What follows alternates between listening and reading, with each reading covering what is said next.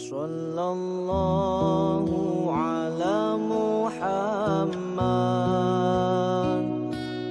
Sallallahu alaihi wasallam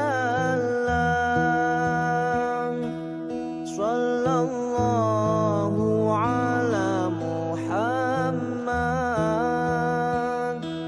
Sallallahu alaihi wasallam. Assalamualaikum warahmatullahi wabarakatuh.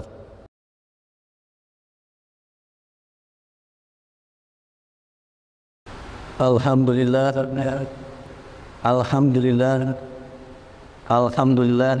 Nahmaduhu wa nasta'inuhu wa nastaghfiruh wa na'udzu billahi min syururi anfusina wa min sayyiati a'malina. May yahdihillahu fala mudilla lahu wa may yudlil fala hadiya lahu. Asyhadu an la ilaha illallah wahdahu la syarika lahu wa asyhadu anna Muhammadan abduhu wa rasuluh. Allahumma sholli ala sayyidina Muhammad wa ala alihi wa sahbihi wasallam. Amma ba'd. Wa ya ibadallah, usikum wa iyaya bittaqwallah faqad fazal muttaqun. Qala Allah Ta'ala fi kitabil karim, a'udzu billahi minasyaitonir rajim. Ya ayyuhalladzina amanu taqullaha haqqa tuqatih wa la tamutunna illa wa antum muslimun. Shadaqallahul azim. Alhamdulillah, marilah puji syukur kita panjatkan kehadirat Allah Subhanahu wa taala yang telah memberi kita semua berbagai macam nikmat, terutama nikmat iman dan Islam. Salawat serta salam semoga tercurah pada junjungan kita semua Nabi besar Muhammad sallallahu alaihi wasallam, juga kepada keluarganya, para sahabatnya dan para pengikutnya sampai akhir zaman nanti. Jamaah salat Jumat Rasulullah, marilah kita tingkatkan selalu keimanan dan ketakwaan kita kepada Allah Subhanahu wa taala sebagaimana yang diperintahkan kepada kita. A'udzu billahi minasyaitonir rajim. Ya ayyuhalladzina amanu taqullaha haqqa tuqatih wa la tamutunna illa wa antum muslimun. Wahai orang-orang yang beriman, bertakwalah kepada Allah dengan sebenar-benarnya takwa dan janganlah kamu mati kecuali dalam keadaan Islam. Jamaah rahimakumullah, dalam tarikh sejarah, segera setelah wafatnya baginda Rasulullah sallallahu alaihi wasallam, pembesar-pembesar kaum Ansar berkumpul dalam sebuah halaman milik Bani Sa'dah. Mereka bermaksud hendak memilih Sa'ad ibnu Ubadah radhiyallahu anhu sebagai khalifah, sebagai pengganti Rasulullah sallallahu alaihi wasallam. Oleh karena itu, pembesar-pembesar dari kaum Quraisy, dari kaum Muhajirin pada waktu itu juga bergegas berangkat juga ke sana, karena hal ini hal yang penting, tidak bisa dipilih secara sepihak saja oleh satu kaum. Maka ketika Abu Bakar As-Siddiq sampai ke tempat tersebut, beliau menyarankan agar mereka memilih satu dari tokoh Muhajirin, yaitu sebagai khalifah, yaitu Abu Ubaidah atau Umar bin Khattab radhiyallahu anhu. Maka terjadilah permusyawaratan, terjadilah juga perdebatan, dan akhirnya Umar bin Khattab radhiyallahu anhu mengangkat tangan Abu Bakar As-Siddiq seraya berkata, siapa di antara kalian yang lebih baik dari Abu Bakar? Maka para hadirin pun terdiam, karena mereka tahu bahwa Abu Bakar As-Siddiq radhiyallahu anhu adalah seorang sahabat yang utama, yang sudah ditunjukkan dengan berbagai kiprahnya ketika bersama Rasulullah SAW. Beliau adalah orang yang dekat dengan Rasulullah SAW, baik dari segi ilmu maupun persahabatannya, dan sahabat yang sangat dipercaya oleh baginda Rasulullah SAW. Rasulullah SAW memberikan gelar As-Siddiq kepada Abu Bakar karena Abu Bakarlah yang pertama kali membenarkan peristiwa Isra Mi'raj, yaitu peristiwa diperjalankannya Rasulullah SAW dari Masjidil Haram ke Masjidil Aqsa, kemudian ke Sidratul Muntaha, dan kembali lagi ke Masjid Aqsa dalam satu malam. Ya, sampai saat ini pun juga peristiwa ini tidak bisa dijelaskan secara saintifik kecuali dengan kira-kira gitu ya. Tapi mekanismenya orang fisika pun juga tidak tahu bagaimana sampai bisa demikian. Karena jarak lewat galaksi Bima Sakti saja itu sebesar 50.000 tahun cahaya. Itu adalah Bima Sakti. Bagaimana Rasulullah sampai ke langit ketujuh dan balik lagi dalam hanya satu malam, itu tidak bisa dijelaskan melalui sains sampai saat ini juga ya, belum bisa ya. Kemudian Abu Bakar As-Siddiq radhiyallahu anhu itu adalah seorang yang dermawan. Seluruh hartanya ketika perang Tabuk itu diinfakkan untuk membiayai perang, dan beliau juga membebaskan Bilal dengan hartanya dari perbudakan. Kemudian juga Abu Bakar As-Siddiq merupakan sahabat yang diperintah oleh Rasulullah SAW untuk menjadi imam salat berjamaah ketika baginda Rasulullah SAW dalam keadaan sakit. Dan juga Abu Bakar As-Siddiq radhiyallahu anhu adalah seorang yang awal-awal memeluk agama Islam. Maka dengan keutamaan-keutamaan tersebut, secara aklamasi Abu Bakar As-Siddiq diangkat sebagai khalifah. Jadi orang-orang membaiatnya, dimulai dari Umar bin Khattab dan kemudian sahabat yang lain, termasuk juga setelah itu beberapa waktu kemudian juga sahabat Ali bin Abi Thalib juga membaiatnya. Ketika orang-orang telah selesai membaiatnya, Abu Bakar pun berpidato sebagai sambutan atas kepercayaan orang banyak pada dirinya. Inilah isi pidatonya yang harus kita teladani. Wahai manusia, sekarang aku telah menjabat pekerjaan ini, tetapi aku bukanlah orang yang lebih baik dari kamu. Jika aku telah berlaku baik dalam jabatanku, sokonglah aku.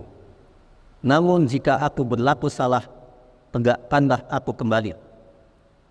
Kejujuran adalah suatu amanah.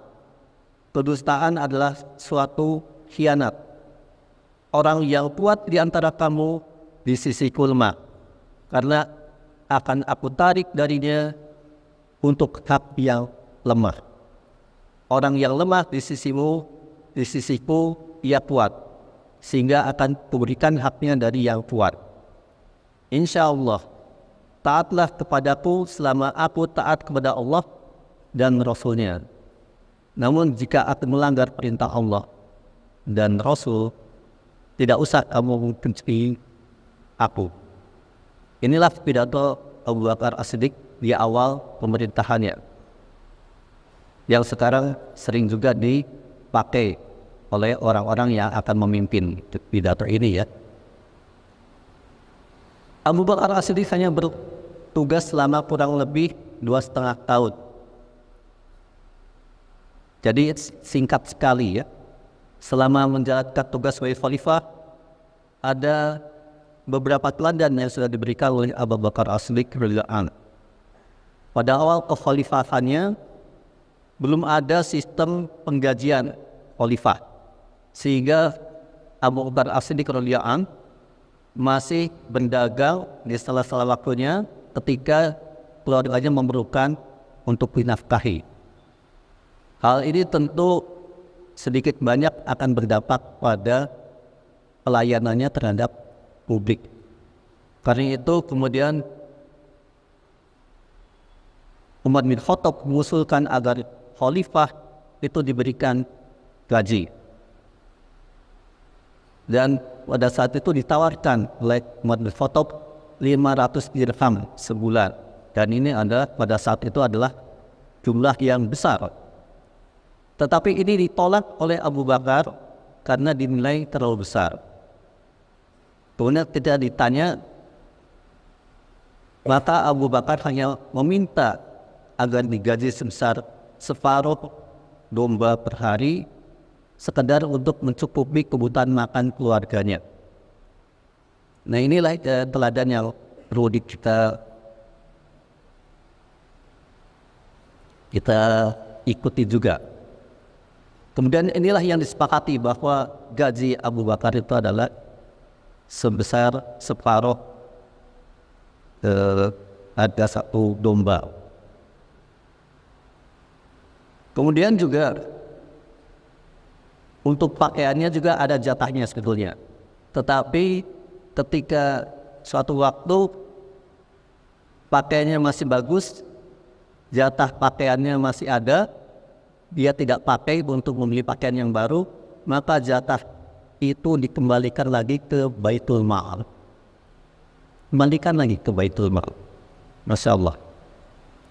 Kemudian juga karena keluarganya sudah, kehidupan sehari-harinya sudah ditopang dari gaji itu, maka Abu Bakar As-Siddiq melarang keluarganya untuk berbisnis. Dan ini adalah mencegah praktek nepotisme di keluarga khalifah. Kemudian kekayaan Abu Bakar As-Siddiq itu sebelum menjadi khalifah itu adalah sekitar 40.000 dirham. Dan ini adalah kaya ya, sangat kaya. Namun kekayaan ini habis karena dipakai untuk umat ya. Sehingga pada saat dia wafat tidak ada lagi kekayaan yang tersisa. Kemudian yang dilakukan oleh Abu Bakar As-Siddiq juga ketika memerintah itu adalah memerangi pemberontakan. Jadi ketika tersiar kabar kematian, wafatnya baginda Rasulullah SAW, maka bergeraklah kelompok-kelompok pemberontak untuk melepaskan diri dari persatuan Islam yang baru tegak. Karena itu ini diperangi dan ada cukup banyak. Salah satunya adalah ketika Abu Bakar itu memilih Usamah menjadi panglima, kemudian beliau melepaskan pasukan tersebut, maka Abu Bakar berpidato ketika melepaskan pasukan untuk memerangi kelompok pemberontak. Isi pidatonya adalah sebagai berikut: jangan berkhianat, jangan memungkiri janji, jangan menganiaya jasad musuh yang telah mati, jangan membunuh anak-anak, orang tua dan perempuan, jangan memotong batang kurma, jangan membakar dan jangan menumbangkan kayu-kayuan yang berbuah, jangan menyembelih kambing, sapi dan unta kecuali sekedar untuk dimakan. Kalau kamu bertemu dengan suatu kaum yang telah menyisihkan dirinya dalam gereja-gereja, hendaknya dibiarkan saja. Kalau diberi makanan oleh orang lain, hendaklah membaca nama Allah ketika memakannya. Wahai Usamah, berbuatlah dengan apa yang diperintahkan Muhammad kepadamu dan diri Huda'ah, dan kau melalaikan sedikit pun perintah Muhammad. Ini adalah pidato ketika melepaskan pasukan.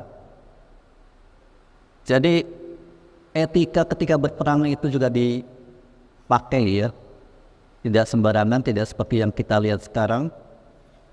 Di mana-mana ketika terjadi perang itu, maka terjadi banyak kezaliman. Kemudian juga Abu Bakar As-Siddiq itu memerangi orang-orang yang menolak membayar zakat. Karena ini adalah pilar Islam. Salah satu pilar Islam adalah berzakat. Dan ini adalah untuk menumbuhkan ekonomi umat. Maka yang tidak membayar zakat diperangi. Kemudian juga pada zamannya Abu Bakar As-Siddiq sudah mulai membangun angkatan laut. Kemudian mulai perluasan wilayah di Persia dan Syam. Dan juga sudah memulai untuk memerintahkan satu tim yang dipimpin oleh Zaid bin Thabit untuk mulai proses pengumpulan lembaran-lembaran Al-Quran. Karena Al-Quran adalah pedoman hidup beberapa orang Islam, dan pada waktu itu sudah banyak hafiz-hafiz yang wafat karena berperang. Maka inilah sebagian dari apa yang sudah dilakukan oleh Abu Bakar As-Siddiq dalam kepemimpinannya. Di akhir ayatnya Abu Bakar As-Siddiq itu berwasiat agar umat tidak bingung, tidak lagi berbantah-bantahan tentang kepemimpinan, maka berwasiat agar setelah sepeninggal beliau Umar bin Khattab radhiyallahu diangkat sebagai khalifah. Semoga kisah ini menjadi inspirasi kita semua bagaimana untuk menjadi pemimpin yang baik, yang berdasarkan keadilan. A'udzubillahi minasyaitonir rajim. Wa 'asri innal insana lafi khusrin illal ladzina amanu wa 'amilus sholihati wa tawassaw bil haqq wa tawassaw bis sabr. Maka marilah kita demi masa diingatkan oleh Allah, sesungguhnya manusia benar-benar dalam kerugian kecuali orang-orang yang beriman, beramal soleh, serta saling menasihati untuk kebenaran dan kesabaran. Jadi marilah kita saling menasihati dalam kebenaran dan kesabaran agar kita tidak menjadi orang-orang yang merugi. Barakallahu li wa lakum fil Qur'anil azim wa nafa'ani wa iyyakum minal ayati wa dzikril hakim wa taqabbalallahu minni wa minkum tilawatahu innahu huwas samiul alim wastaghfiruhu innahu huwal ghafurur rahim.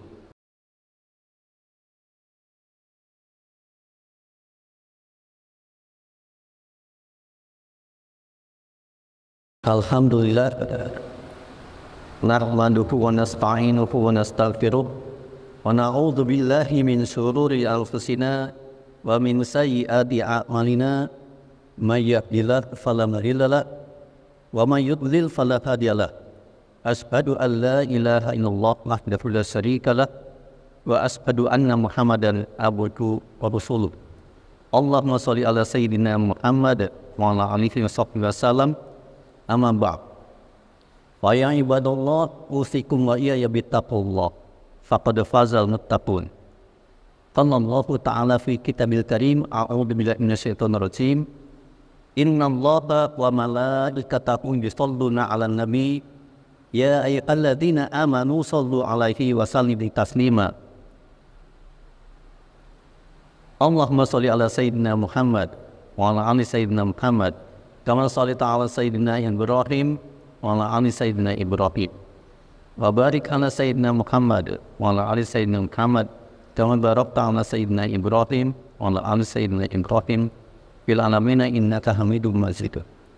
Allahumma ighfir lil muslimina wal muslimat wal mu'minina wal mu'minat al ahya'i minhum wal amwat innaka sami'un qaribun mujibud da'wat. Allahumma ahsin akibatana fil umuri kulliha wa ajirna min khizyid dunya wa adzabal akhirah. Ya Allah, baguskanlah akhir segala amalan kami serta jauhkanlah kami dari hinanya dunia dan siksa akhirat. Allahumma la tada'na dzamban illa ghafantah wa la hamlan illa faraditah wa la dainan illa qadaitah wa la hajatan min hawaijid dunya wal akhirati illa qadaitah ya arhamar rahimin. Ya Allah, janganlah Engkau sisakan secuil dosa pun bagi kami, melainkan Engkau ampuni semuanya. Dan janganlah Engkau tinggalkan sebersih keraguan pun pada kami, melainkan engkau hilangkan semuanya.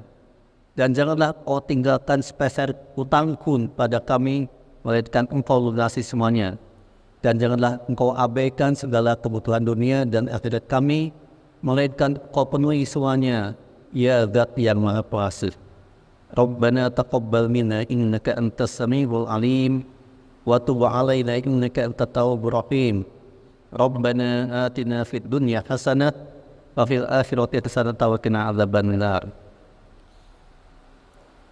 Sallallahu ala sayyidina Muhammad wa ala alihi wasallam. Subhana rabbika rabbil izzati amma yasifun. Wassalamun ala mursalin walhamdulillahi rabbil alamin. Ibadallah, innallaha ya'muru bil 'adli wal ihsan wa ita'i dzil qurba wa yanha 'anil fahsya'i wal munkari wal baghi. Ya'idzukum la'allakum tadhakkarun. Wadhkurullahal 'azima yadhkurkum washkuruhu 'ala ni'amihi yazidkum. Wala dzikrullahi akbar. Atimis shalah. Sallallahu